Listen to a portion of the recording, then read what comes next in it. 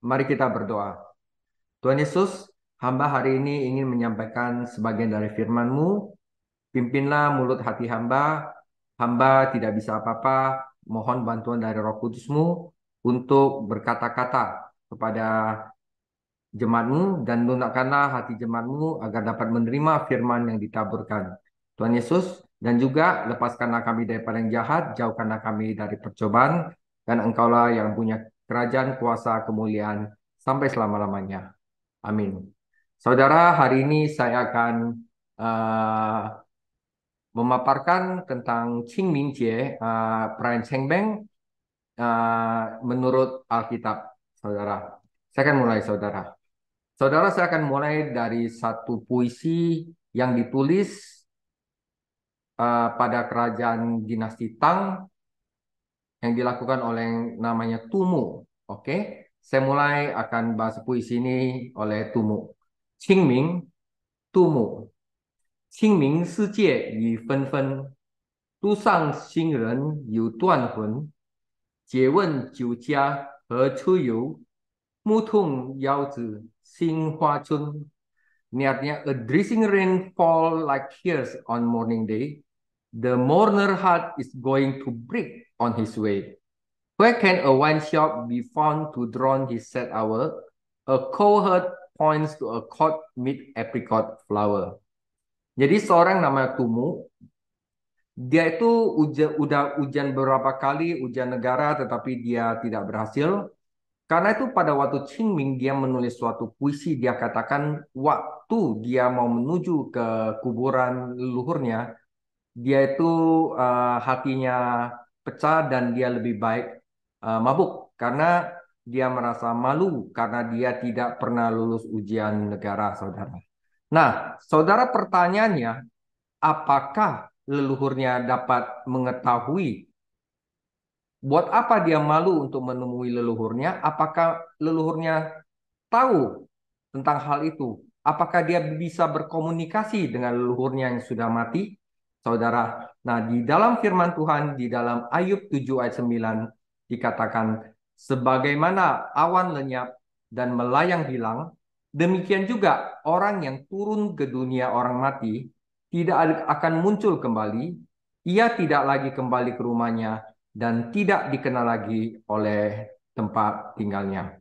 Dalam bahasa Mandarin, Ye Po Zi 第9章隐在消散而过，照样人下阴间也不再上来，他不再回自己的家，孤独也不再认识他。Oke, saudara.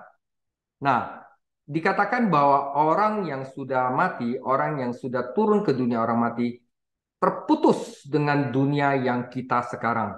Jadi tidak ada komunikasi lagi antara dunia sekarang dan dunia orang mati. Oh, karena itu saudara, saya akan bicara tentang tradisi dari agama Chinese itu berakar dari agama dan tahayul. Jadi dari kepercayaan dan tahayul. Sebagian besar tradisi, Fantung, tradisi itu dalam bahasa Mandarin ada Fantung. Tionghoa berakar kuat pada keyakinan, yaitu Chungqiao atau agama, dan tahayul atau mising. Sehingga sulit untuk membedakan antara apa yang dapat diterima dan apa yang tidak untuk orang Kristen. Saudara, untuk menghindari kebingungan dan kesalahpahaman, pertanyaan dan masalah, memang hal yang termudah untuk dilakukan bagi seorang Kristen adalah sederhana, yaitu untuk menyingkirkan semuanya. Namun, ini bukan solusi yang terbaik. Karena kita perlu bersaksi kepada yang terhilang. Kita perlu bersaksi kepada orang-orang yang belum mengenal Yesus Kristus, saudara. Nah, karena itu kita butuh yang namanya evaluasi. Evaluasi ini penting karena kami berusaha memahami budaya Tionghoa kami dengan budaya tradisi dan prakteknya. Bahwa kita mengesampingkan kecurigaan kita dan terbuka untuk menjelajahi masalah, berpegang teguh setiap saat pada otoritas firman Tuhan. Saudara, yang penting nomor satu, kita harus melihat apakah asal-usul dari tradisi itu adalah sejarah, yaitu fakta yang benar-benar terjadi, apakah itu hanya cerita tahayul. Jika cerita tahayul, sudah pasti kita tidak dapat menerima. Buat apa kita mempercayai sesuatu yang hanya merupakan cerita, saudara? Dan konteksnya itu adalah simbol. Simbol itu seperti kalau kita baru buka usaha toko, kita gunting pita, simbol bahwa kita memulai usaha baru, itu oke, saudara. Karena itu tidak berhubungan dengan iman. Tetapi yang berhubungan iman, sampai kita menetapkan kepercayaan kepada tradisi itu adalah salah. Ketiga adalah tindakan itu adalah nonverbal atau pengakuan. Pengakuan seperti kita di hadapan leluhur, oh leluhur saya berkati saya. Jadi seakan-akan kita bisa komunikasi dengan ucapan kita, kita mengakui bahwa ada sesuatu uh, uh, yang ada di dalam hati kita bahwa kita percaya kepadanya. Dan itu tidak boleh, saudara. Saudara, nah, jadi kita evaluasi itu adalah 评估这个是历史或是迷信，象征还是宗教，还是非语言还是语言pengakuan atau dengan tidak pengakuan saudara. Nah, saudara, hari ini kita akan evaluasi hmm, tradisi Cengbeng, Qingmingjie. Nah, kita lihat di sini sudah jelas bahwa orang-orang ini menyembah. Orang-orang ini meletakkan yang namanya sesajenan untuk diberikan kepada orang tua. Ada yang membakar uang kertas di sini. Sudah jelas-jelas tindakan mereka adalah tindakan iman, tindakan menyembah, saudara. Bukan hanya simbol, bukan hanya uh, mereka bahkan waktu sembahyang pasti mereka mengeluarkan kata-kata itu merupakan suatu pengakuan saudara. Nah, saudara, oleh sebab itu mari kita periksa sejarah dari Qingming. The origin of Qingming Festival. Saudara, asal mula sejarah Qingming Festival adalah cerita tentang satu uh, putra mahkota yang disingkirkan oleh selir raja yang jahat. Ya, dulu tuh selir itu pengen anaknya jadi raja karena itu putra mahkota itu disingkirkan, dituduh dan disingkirkan, ya. Nah, ternyata putra mahkota itu mempunyai satu asisten yang sangat setia sekali kepadanya yang namanya Jie Zhetui. Oke. Jadi the Qingming Festival grew out of the ancient Chinese festival called Hanzijie. Jadi sebenarnya saudara, kalau kita mau lihat asal mulanya Qingming Festival itu bermula dari satu festival kuno yang bernama Han Shijie, yaitu festival makanan dingin, saudara. Jadi Han Shijie uh, pada mulanya itu dirayakan untuk memperingati seseorang yang namanya Jie Zhetui. Ya, ini Jie Zhetui, saudara, asisten dari putra mahkota yang disingkirkan karena satu hal yang nanti saya akan ceritakan. Jadi ini terjadi pada tahun 771 sampai 476 sebelum Masehi. Saudara, Jie Zhetui adalah seorang asisten yang sangat setia sekali kepada putra mahkota Wen, ya. Ya, ketika putra mahkota itu mengalami hal yang sangat sangat sangat sangat buruk sampai dia kelaparan dan hampir mati karena kelaparan. Jadi Jie Zhetui memotong sebagian daging dari pahanya dan memasaknya untuk pangeran ini agar tidak mati kelaparan. Saudara, singkat cerita, setelah beberapa pengalaman sulit yang mereka alami, pangeran ini akhirnya mendapatkan kembali posisinya dan menjadi raja. Dan suatu menjadi raja, dia ingat kepada Cicitui dan mengatakan, marilah sama-sama saya ingat kamu karena apa yang kamu lakukan terhadap aku. Tapi Cicitui bilang, saya tidak, dia menolak dan dia bilang, saya ingin hidup damai dengan ibu saya di hutan, di suatu hutan di gunung, katanya. Tetapi lama-kelamaan raja yang baru saja dinobatkan ini kangen sama Cecitui dan mencoba mencari Cecitui. Nah, dia tidak bisa mencarinya di dalam hutan. Akhirnya dia memerintahkan pengawalnya untuk membakar hutan itu, memberi api, maksudnya memasang api pada hutan itu agar Cecitui bisa keluar untuk menemuinya. Tapi yang tidak diinginkan terjadi sehingga Cicitui dan ibunya itu malah terbunuh akibat api yang diberikan, yang diperintah oleh raja baru itu. Karena itu raja itu sangat sedih. Karena itu dia memerintahkan over the year, tradisi ini dia memerintahkan rakyatnya agar selama sebulan penuh pada musim dingin hampir mendekati musim semi, ada 1 bulan penuh tidak boleh makan makanan yang dimasak, tidak boleh ada api, ya kan? Ya tradisi going without fire and thus eating cold food. Ya, dan mereka selama sebulan hanya makan makanan dingin. Karena itu festivalnya disebut Festival Makanan Dingin Hansucie. Ya kan? Nah, Hansucie celebrate in winter and could last up to 1 month. Ya kan? Nah, tetapi lama-kelamaan ketika uh, festival ini dijalani, tetapi menimbulkan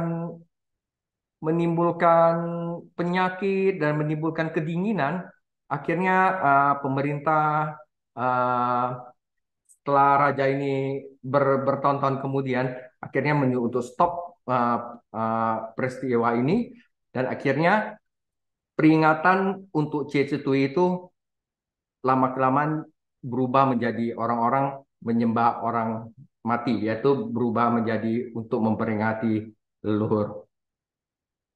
Nah, saudara, tradisi Qingming sendiri kemudian dicetuskan oleh Kaisar Xuanzong dari dinasti Tang pada tahun 712 Masehi. Jadi sekitar 1500 setelah kejadian Han Suci itu, ia melihat masyarakat sering melakukan upacara bagi leluhur, menghabiskan banyak uang dan merepotkan selama sebulan penuh, saudara.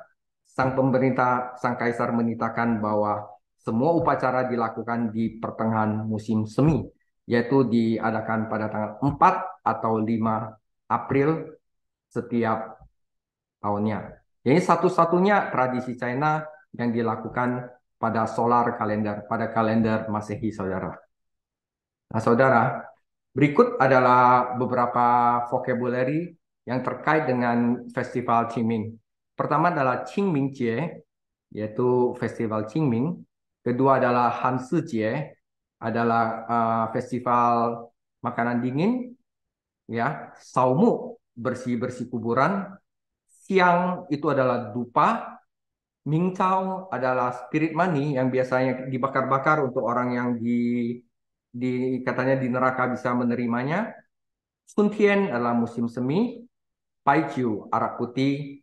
Jingtuan adalah onde hijau. Itu adalah beberapa vocab yang kita bisa pelajari uh, di pelajaran Qingmingce ini.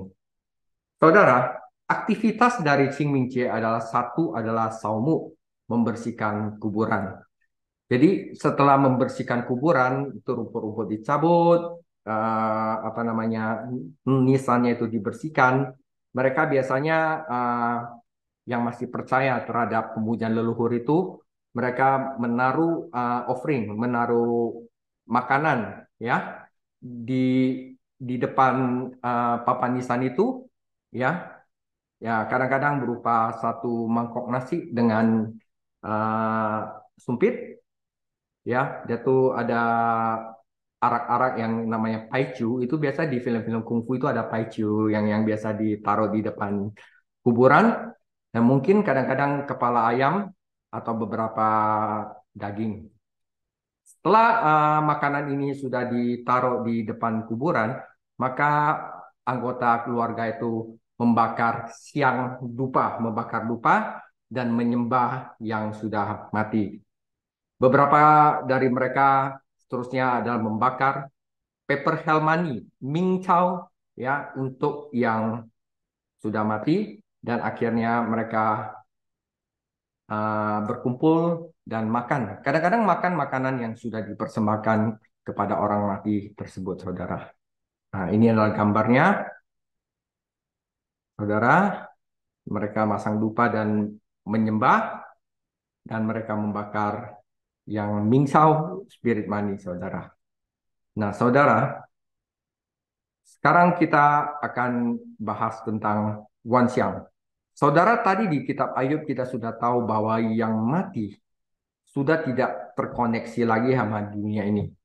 Jadi kepada siapa orang-orang melakukan upara Qingming itu menyembah, jika mereka menyembah ya saudara.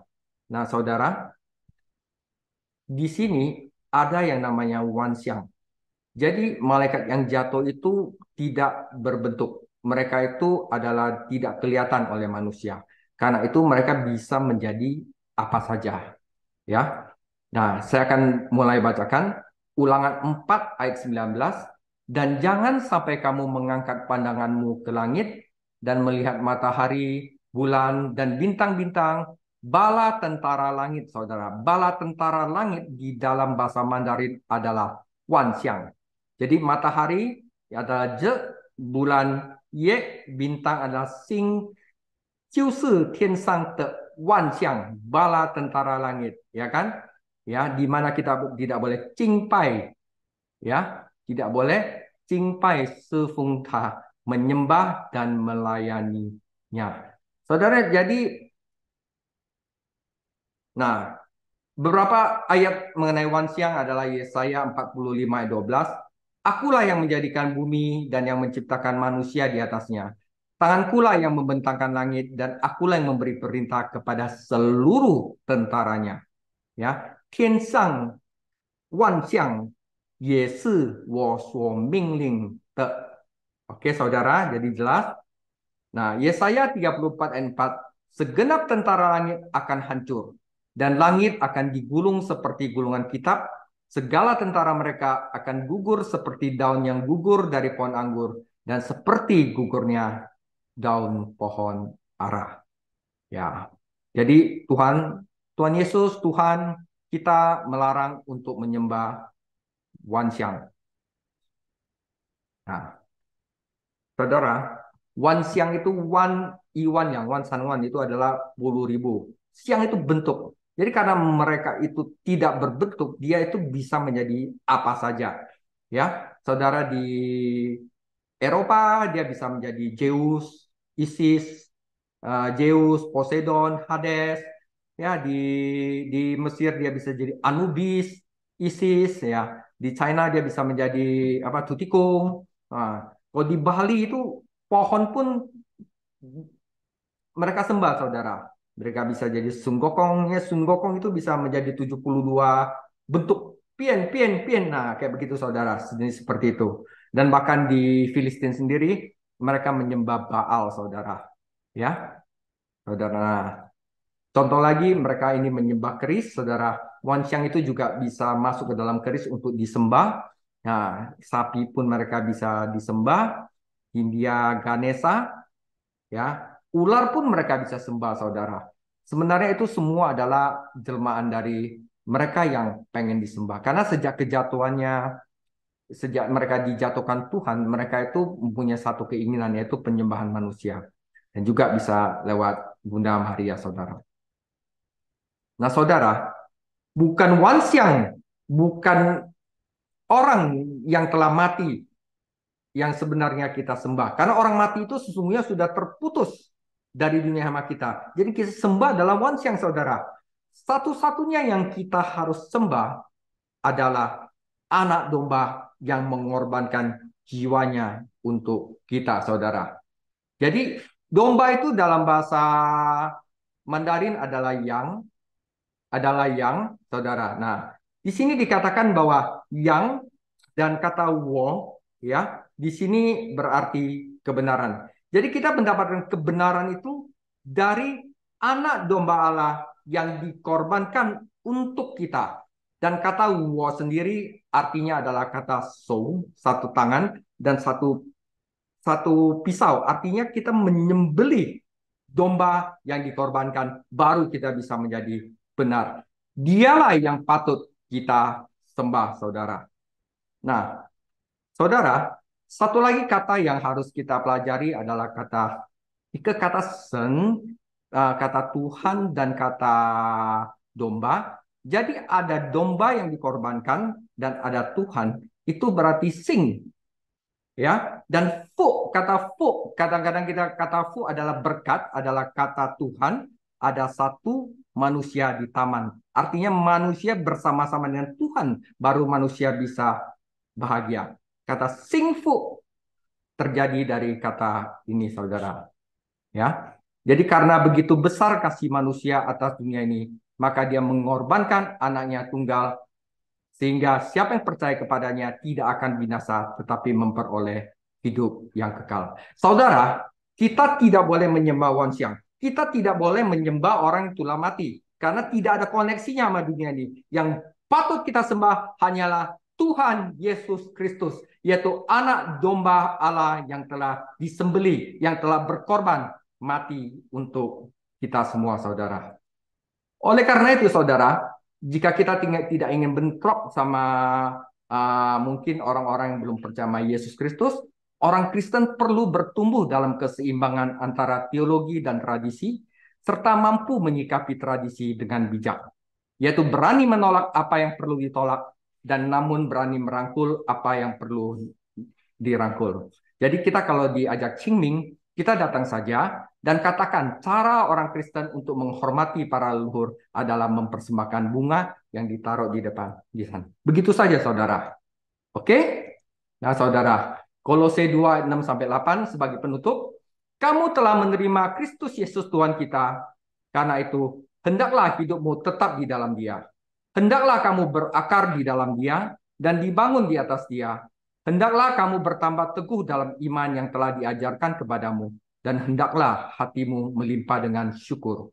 Hati-hatilah supaya jangan ada yang menawan kamu dengan filsafatnya yang kosong dan palsu, menurut ajaran turun-menurun dan roh-roh dunia, tetapi tidak menurut Kristus. Oke, saudara, demikian firman Tuhan. Tuhan Yesus memberkati.